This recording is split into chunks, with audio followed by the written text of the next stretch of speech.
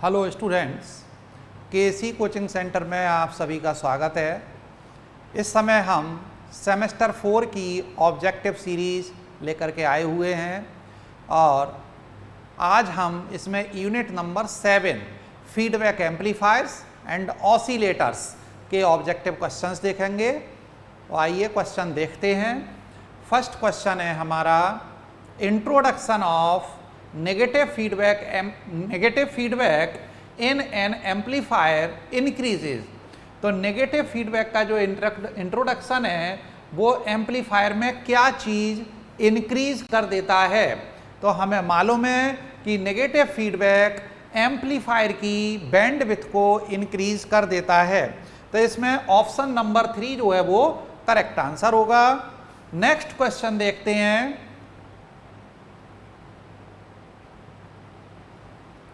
Negative feedback in amplifiers and negative feedback जो है amplifiers के अंदर गेन को रिड्यूस करता है या रिड्यूस इनपुट इम्पीडेंस को रिड्यूस करता है या स्टेबलाइजेज गेन को स्टेबलाइज करता है अथवा increases output impedance.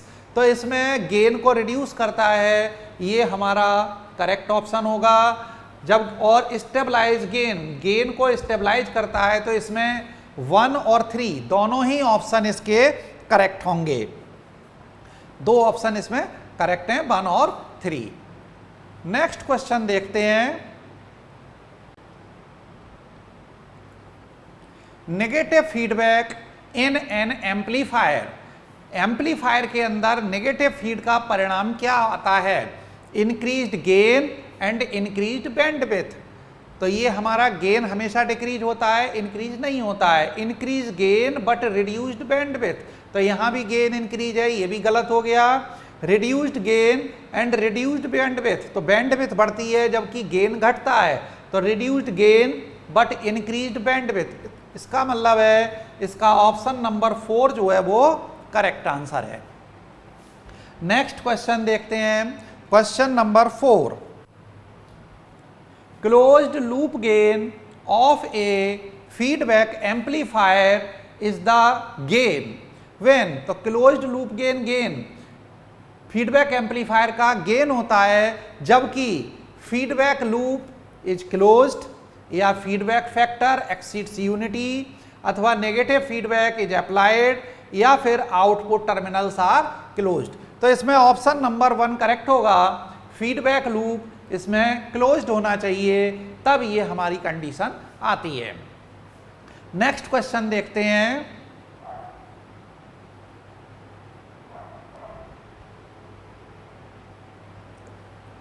The effect of positive feedback का क्या इफेक्ट होता है?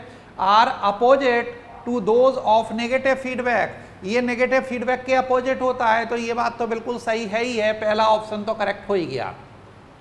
Are better than those of negative feedback, तो ये हमारा करेक्ट आंसर नहीं होगा। रिजल्ट इन गेन स्टेबिलिटी, ये गेन स्टेबिलिटी भी नहीं करता है। और रिड्यूसेस द एम्पलीफायर गेन, तो ये भी हमारा नहीं है। इसका मतलब इसका ऑप्शन नंबर 1 जो है वो करेक्ट आंसर होगा। नेक्स्ट क्वेश्चन देखते हैं। Question number 6, positive feedback is used in. Positive feedback का कहाँ पर उपयोग किया जाता है? तो हमें मालूम है पॉजिटिव फीडबैक का यूज ऑसिलेटर्स में किया जाता है। इसका मतलब इसका ऑप्शन नंबर 3 जो है वो करेक्ट आंसर होगा। रेक्टिफायर में डायोड का यूज होता है, एम्पलीफायर में नेगेटिव फीडबैक का यूज होता है। तो ऑसिलेटर हमारा इसका करेक्ट आंसर होगा। नेक्स्ट क्वेश्चन देखते हैं।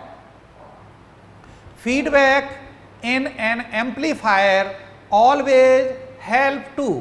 तो जो फीडबैक है एम्पलीफायर में वो हमेशा किस चीज में हेल्प करता है? तो कंट्रोल इट्स आउटपुट, ये बिल्कुल करेक्ट ऑप्शन है। दूसरा है इंक्रीज इट्स गेन, ऐसा नहीं है, फीडबैक में गेन घटता भी है और बढ़ता भी है। नेगेटिव और पॉजिटिव फीडबैक में अलग अलग गेन आता है। डिक्रीज इट्स इनपुट इम्पीडेंस, तो ये पॉजिटिव नेगेटिव दोनों के लिए सही नहीं है। और स्टेबलाइज इट गेन, तो control it's output, option number 1 इसका करेक्ट होगा।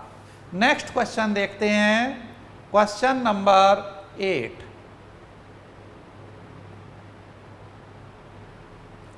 Positive feedback in an amplifier, किसी भी एम्पलीफायर में पॉजिटिव फीडबैक क्या करता है, डिक्रीज इट्स गेन, गेन नहीं डिक्रीज करता है, गेन जो डिक्रीज होता है वो नेगेटिव फीडबैक में होता है, पॉजिटिव फीडबैक में गेन इंक्रीज होता है। ऑप्शन नंबर 2 जो है वो करेक्ट होगा। और does not alter its gain, none of these, तो ये ऑप्शन नंबर 2 इसका करेक्ट आंसर है। नेक्स्ट क्वेश्चन देखते हैं, question number 9, negative feedback in an amplifier, किसी भी एम्पलीफायर में नेगेटिव फीडबैक क्या करता है, इंक्रीज द वोल्टेज गेन, तो ये तो नहीं है, वोल्टेज गेन घटता है, यानी डिक्रीज द वोल्टेज गेन, तो ये ऑप्शन नंबर 2 करेक्ट है। और stabilise the voltage gain, voltage gain को स्टेबलाइज भी करता है, तो इसका ऑप्शन नंबर 3 भी सही है। तो 2 और 3 दोनों ही ऑप्शन सही हैं, इसका मतलब second and third both are correct, तो करेक्ट आंसर इसका होगा ऑप्शन नंबर 4, इसका करेक्ट आंसर ऑप्शन नंबर 4, क्योंकि सेकंड और थर्ड दोनों ही ऑप्शन इसके करेक्ट हैं। नेक्स्ट क्वेश्चन है हमारा, क्वेश्चन नंबर 10 है, the voltage gain of an amplifier is 100, यानी इसमें वोल्टेज गेन एक ही वैल्यू दे रखी है 100, when negative feedback with feedback ratio beta equal to 0.04 is applied, the gain becomes, तब गेन कितना आ जाएगा।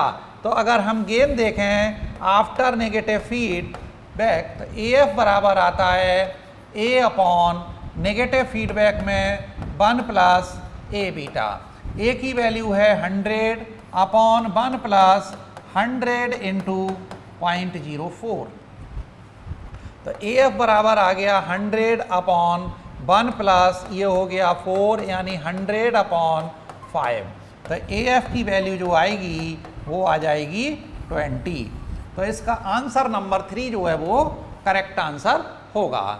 नेक्स्ट क्वेश्चन देखते हैं, क्वेश्चन नंबर 11 है हमारा,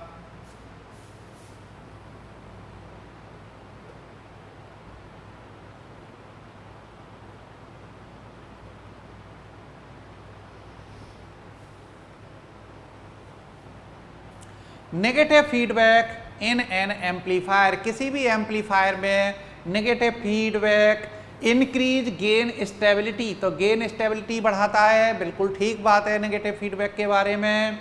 decreases distortion and noise level, तो ये भी सही है, नॉइज लेवल और डिस्टॉर्शन को ये घटा देता है। तीसरा है increases input impedance and decrease output impedance, तो ये नेगेटिव एम्पलीफायर के ही सारी प्रॉपर्टीज हैं, इसका मतलब ऑल ऑफ दीज, इसका मतलब ऑप्शन नंबर 4 इसका करेक्ट होगा, 4th ऑप्शन इसका करेक्ट होगा। नेक्स्ट क्वेश्चन देखते हैं, क्वेश्चन नंबर 12 है हमारा,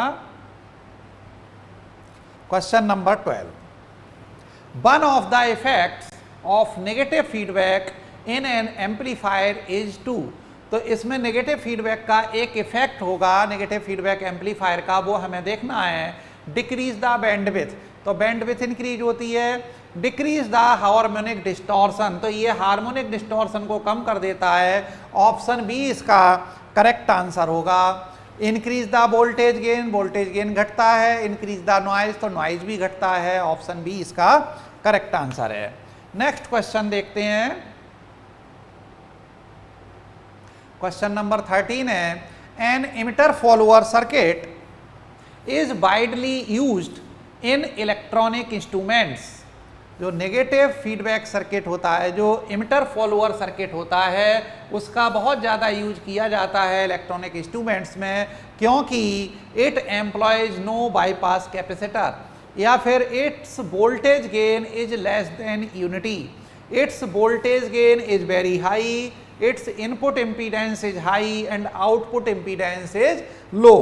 तो क्वेश्चन नंबर 30 में हमारा 4th ऑप्शन सही होगा, इसमें इनपुट इम्पीडेंस हाई होती है और आउटपुट इम्पीडेंस लो होती है, ये इमिटर फॉलोअर का कैरेक्टरिस्टिक्स होता है। इमिटर फॉलोअर का मतलब हो गया common collector amplifier. Next question देखते हैं, the relation between voltage gain with negative feedback AF and without feedback A। तो नेगेटिव फीडबैक एम्पलीफायर में वोल्टेज गेन होता है AF equal to A upon 1 minus beta A, AF equal to A upon 1 plus beta A, AF equal to A into 1 minus beta A, AF equal to A into 1 plus beta A। तो AF equal to A upon 1 plus beta A, ये इसका correct answer होगा। Next question देखते हैं। The relation between voltage gain with positive feedback AF and without feedback A। तो ये positive feedback का हमें फार्मूला देखना है। तो पॉजिटिव फीडबैक होता है AF equal to A upon 1 minus beta A, ये इसका करेक्ट आंसर हो जाएगा। नेक्स्ट क्वेश्चन देखते हैं। The value of negative feedback fraction is always, क्या होता है, नेगेटिव फीडबैक फ्रैक्शन की वैल्यू हमेशा लेस देन 1 आती है, बीटा का मान हमेशा 1 से कम रखा जाता है। नेक्स्ट क्वेश्चन देखते हैं हम। A feedback circuit usually employs network. तो कौन सा नेटवर्क रखते हैं, रजिस्टिव, कैपेसिटिव, इंडक्टिव या इनमें से कोई नहीं। तो इसमें जो हमारा नेगेटिव फीडबैक सर्किट होता है, या जो फीडबैक सर्किट नेगेटिव हो या पॉजिटिव हो, जो फीडबैक सर्किट होता है उसमें केवल रजिस्टिव एलिमेंट लगाए जाते हैं। ऑप्शन नंबर फर्स्ट इसका करेक्ट आंसर होगा। नेक्स्ट क्वेश्चन देखते हैं। The gain of an amplifier with feedback is known as, क्या कहलाता है, एक एम्पलीफायर का फीडबैक के साथ जो गेन कहलाता है उसे कहते हैं हम क्लोज्ड लूप, वो क्लोज्ड लूप गेन कहलाता है। नेक्स्ट क्वेश्चन देखते हैं। When negative voltage feedback is applied to an amplifier its input impedance, इसकी इनपुट इम्पीडेंस क्या होती है। तो नेगेटिव फीडबैक लगाने पर इनपुट इम्पीडेंस जो है वो इंक्रीज हो जाती है। इसका मतलब ऑप्शन नंबर सेकंड जो है वो इसका करेक्ट होगा, इंक्रीज हो जाती है इनपुट इम्पीडेंस। और इनपुट इम्पीडेंस इंक्रीज होती है, इसका मतलब गेन इसका घट जाता है। नेक्स्ट क्वेश्चन देखते हैं। When negative current feedback is applied to an amplifier its input impedance. तो नेगेटिव करंट फीडबैक एम्पलीफायर में इनपुट इम्पीडेंस जो है वो घट जाती है, डिक्रीज हो जाती है। ऑप्शन नंबर 1 इसका करेक्ट आंसर होगा। नेक्स्ट क्वेश्चन है। Negative feedback is employed in, negative feedback का कहां पर यूज किया जाता है। तो हमें मालूम है ये एम्पलीफायर में यूज किया जाता है। पॉजिटिव फीडबैक का यूज ऑसिलेटर में और नेगेटिव फीडबैक का यूज एम्पलीफायर में। नेक्स्ट क्वेश्चन देखते हैं। Emitter follower is used for, emitter follower का उपयोग किया जाता है करंट गेन के लिए, इंपीडेंस मैचिंग के लिए, वोल्टेज गेन के लिए, या नन ऑफ द एबव। तो इसे का यूज, इमिटर फॉलोअर का यूज हमेशा इंपीडेंस मैचिंग के लिए किया जाता है। नेक्स्ट क्वेश्चन देखते हैं। The voltage gain of an emitter follower is, तो इमिटर फॉलोअर का वोल्टेज गेन क्या होता है, मच लेस देन 1, एक से बहुत कम, approximately equal to 1, greater than 1 या नन। तो ये लगभग 1 के आसपास होता है, लगभग 1 के बराबर इसका गेन होता है इमिटर फॉलोअर का। नेक्स्ट क्वेश्चन हम देखते हैं। When negative current feedback is applied to an amplifier its output impedance, जब negative current feedback amplifier use किया जाता है तब उसकी आउटपुट इम्पीडेंस क्या होती है, वो बढ़ जाती है, that is increase, is increased. तो ऑप्शन नंबर 1 इसका करेक्ट आंसर होगा। नेक्स्ट क्वेश्चन देखते हैं। क्वेश्चन नंबर हमारा आ गया 24। इमिटर फॉलोअर इज ए, कैसा सर्किट होगा, वोल्टेज फीडबैक है, करंट फीडबैक है या दोनों ही हैं या कोई सा नहीं है? तो एमिटर फॉलोअर एक करंट फीडबैक सर्किट होता है। ऑप्शन नंबर 2 इसका करेक्ट आंसर होगा। अब नेक्स्ट क्वेश्चन देखते हैं।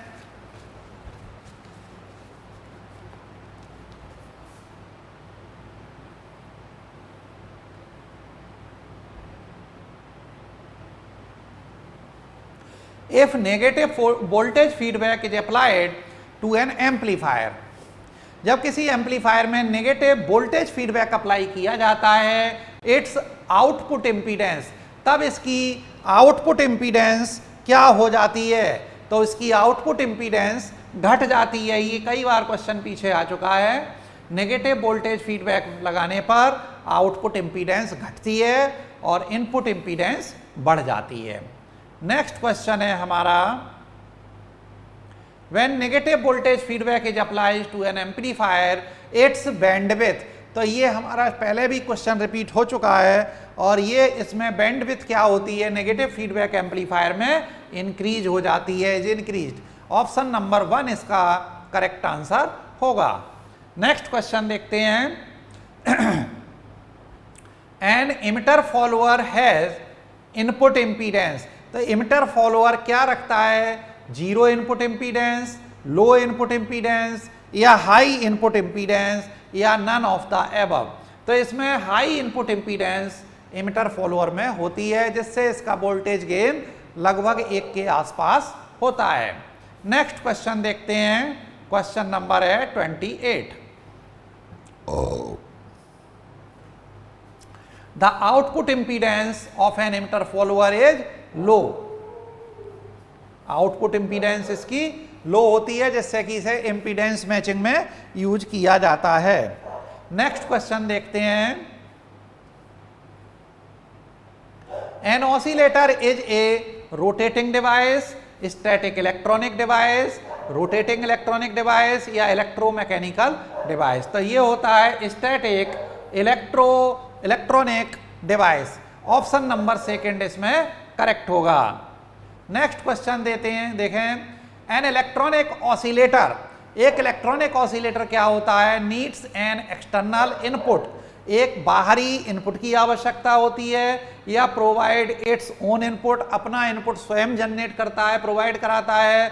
Just convert AC into DC, AC को तुरंत डीसी में कन्वर्ट करता है, या is nothing but N amplifier, ये कुछ नहीं एक एम्पलीफायर होता है। तो ये हमें मालूम है कि इलेक्ट्रॉनिक ऑसिलेटर अपना सिग्नल स्वयं ही प्रोवाइड कराता है। ऑप्शन नंबर 2 इसका करेक्ट आंसर होगा। नेक्स्ट क्वेश्चन है।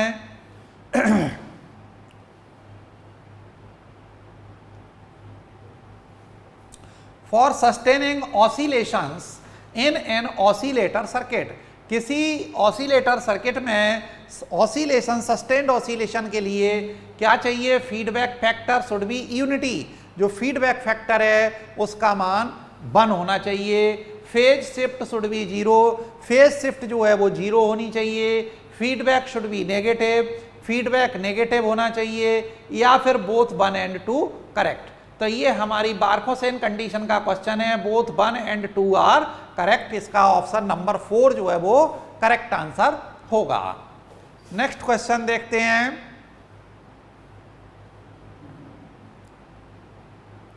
If Barkhausen criterion is not fulfilled by an oscillator circuit it will, जब बार्खौसेन कंडीशन फुलफिल नहीं होगी तो ऑसिलेशंस रुक जाएंगे, स्टॉप ऑसिलेशन। पहला ऑप्शन ही करेक्ट हो जाएगा।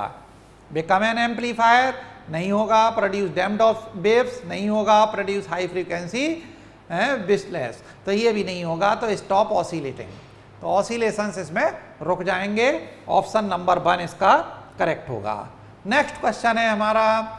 इन a transistor Hartley oscillator, transistor Hartley oscillator में क्या होता है? इंडक्टिव फीडबैक इज यूज्ड, तो जो बैक होती है इंडक्टिव फीड होती है। Untapped coil is used, untapped coil का यूज किया जाता है, या entire coil is in the output circuit, या no capacitor is used.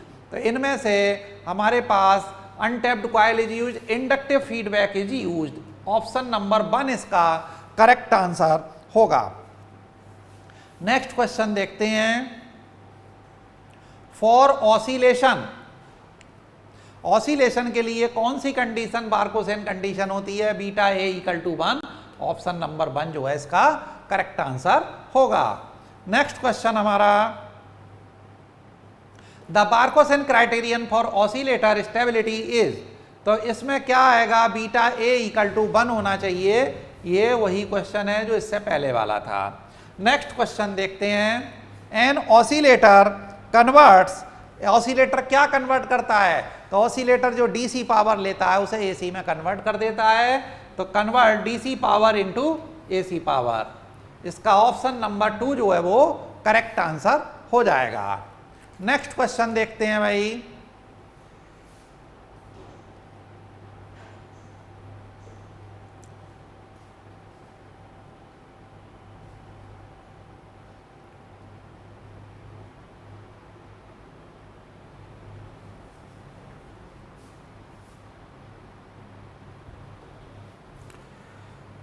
Next question है हमारा, इन an LC transistor oscillator the active devices, तो एलसी ट्रांजिस्टर ऑसिलेटर में एक्टिव डिवाइस क्या होता है? ट्रांजिस्टर होता है। जबकि एलसी टैंक सर्किट है, ये हमारा पैसिव डिवाइस है, ये सारे पैसिव डिवाइस हैं। नंबर 3 जो है वो हमारा ये एक्टिव डिवाइस होगा। नेक्स्ट क्वेश्चन है, इन an LC circuit when the capacitor energy is maximum, जबकि कैपेसिटर एनर्जी मैक्सिमम होती है, the inductor energy is minimum. जब कैपेसिटर एनर्जी मैक्सिमम होगी तो इंडक्टर एनर्जी मिनिमम हो जाएगी। ऑप्शन 1 इसका करेक्ट आंसर होगा। नेक्स्ट क्वेश्चन देखते हैं। In an LC oscillator the frequency of oscillator is L and C proportional to the square. तो हमने अगर इसकी फ्रीक्वेंसी देखें तो ये आती है 1/2 pi under root L C, ये हमारी ऑसिलेटर फ्रीक्वेंसी होती है। तो inversely proportional to the under root square root होता है, तो inversely proportional to the square root of L and C. Option number 4 इसमें करेक्ट होगा। नेक्स्ट क्वेश्चन देखते हैं।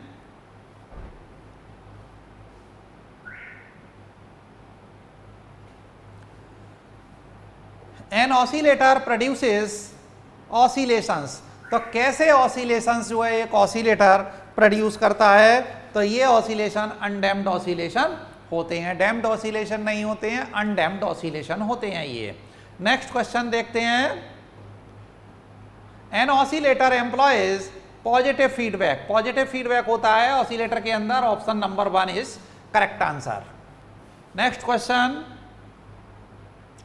An oscillator can not be used to produce frequencies, तो high frequency LC oscillator की बात हो रही है। तो एलसी ऑसिलेटर जो है वेरी लो फ्रीक्वेंसी प्रोड्यूस नहीं करता है, ये रेडियो फ्रीक्वेंसी ऑसिलेटर होते हैं। तो very low frequency is the correct answer. Next question, Hartley oscillator is commonly used in, Hartley oscillator का यूज कहां पर होता है सामान्यतः? Radio receiver, radio transmitter, TV receiver या नन ऑफ द अबव। तो हमें मालूम है ये जो है इसका यूज रेडियो रिसीवर्स में होता है। ऑप्शन नंबर 1 इसका करेक्ट होगा। Next question, in a phase shift oscillator B use RC section, तो फेज शिफ्ट ऑसिलेटर में कितने आरसी सेक्शन होते हैं? तो हमें मालूम है ये 3 होते हैं। ऑप्शन नंबर 2 इसका करेक्ट आंसर हो जाएगा। नेक्स्ट क्वेश्चन देखते हैं।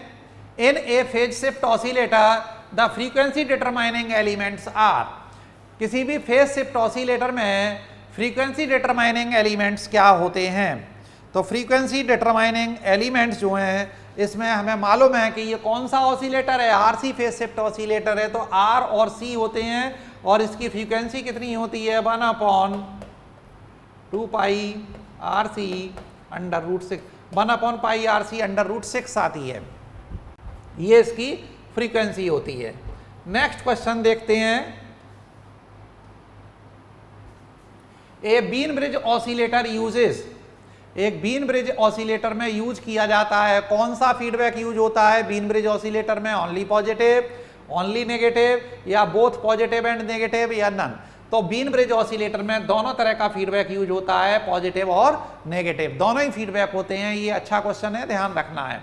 नेक्स्ट क्वेश्चन है an oscillator differs from an amplifier because it.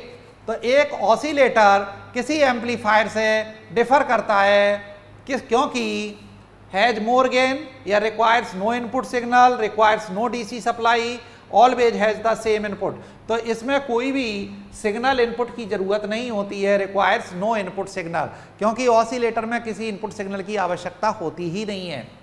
Next question देखते हैं, for an oscillator to properly start the gain around the feedback loop must initially B.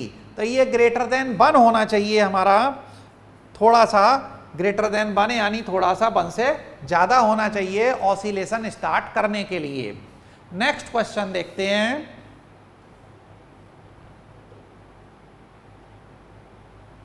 In a Wien bridge oscillator if the resistances in the positive feedback circuit are decreased the frequency.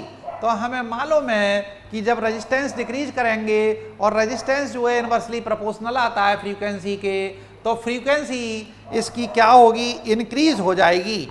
तो frequency इसमें बढ़ जाएगी क्योंकि इसमें होता है 1/2 पाई RC। R अगर हम डिक्रीज करेंगे तो F की वैल्यू बढ़ जाएगी। नेक्स्ट क्वेश्चन देखते हैं, in a Colpitts oscillator feedback is obtained by magnetic induction by a tickler coil from the centre of split capacitor none of the above.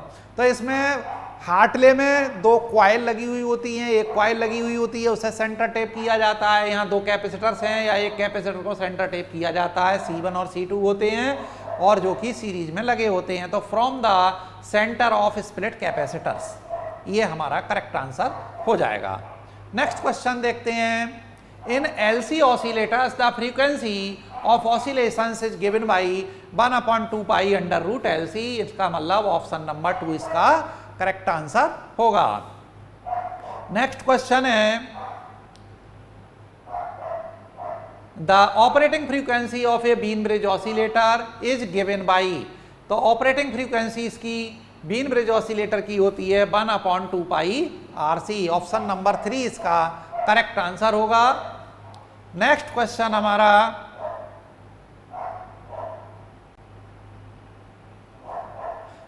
Is a fixed frequency oscillator. तो fixed frequency oscillator जो होता है वो crystal oscillator होता है, ये बिल्कुल fixed frequency देता है। नेक्स्ट क्वेश्चन हमारा, in an LC oscillator if the value of L is increased 4 times the frequency of oscillation is। तो देखो फ्रीक्वेंसी ऑफ ऑसिलेशन का फार्मूला होता है 1/2 पाई √LC। अब ये कह रहे हैं कि L इज इंक्रीज्ड 4 टाइम, अगर 4 टाइम कर दिया जाए तो यहाँ 4L लगा दिया जाए तो F = 1/2 यानी डिक्रीज हो जाएगी ये 2 टाइम्स। तो डिक्रीज्ड 2 टाइम्स, इसका मतलब ऑप्शन नंबर 4 हमारा इसमें करेक्ट होगा। नेक्स्ट क्वेश्चन हमारा, the signal generator generally used in the laboratories is oscillator. तो लेबोरेटरी में यूज होने वाला जो हमारा ऑसिलेटर होता है वो होता है बीन ब्रिज ऑसिलेटर, जिसे हम जनरेटर, सिग्नल जनरेटर के रूप में साधारणतया इसका इस्तेमाल करते हैं। तो ये बीन ब्रिज ऑसिलेटर होता है, क्योंकि इसकी फ्रीक्वेंसी रेंज 10 किलोहर्ट्ज से लेकर के 1 मेगाहर्ट्ज तक कुछ भी हो सकती है। Next question, the feedback factor of Hartley oscillator is.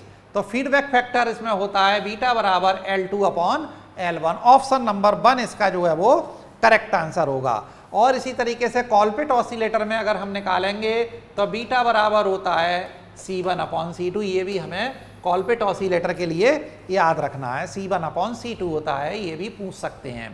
Hartley oscillator में L2/L1 होता है। हार्टले ऑसिलेटर में कॉइल को हम सेंटर टेप करते हैं और कॉलपिट ऑसिलेटर में हम कैपेसिटर को सेंटर टेप करते हैं। तो इस तरीके से हमारा ये फीडबैक एम्पलीफायर और ऑसिलेटर का यूनिट जो है कंप्लीट होती है। उम्मीद है कि ये वीडियो सभी लोगों के लिए अच्छी लगी होगी, क्वेश्चन सभी को अच्छे से समझ में आ गए होंगे। अगर वीडियो अच्छी लगी हो तो सभी लोग लाइक करें, शेयर करें, और अगर चैनल पर नए हैं तो चैनल सब्सक्राइब जरूर कर लें, जिससे कि आगे आने वाली वीडियोस भी आपको मिलती रहें। वीडियो देखने के लिए धन्यवाद। Thank you.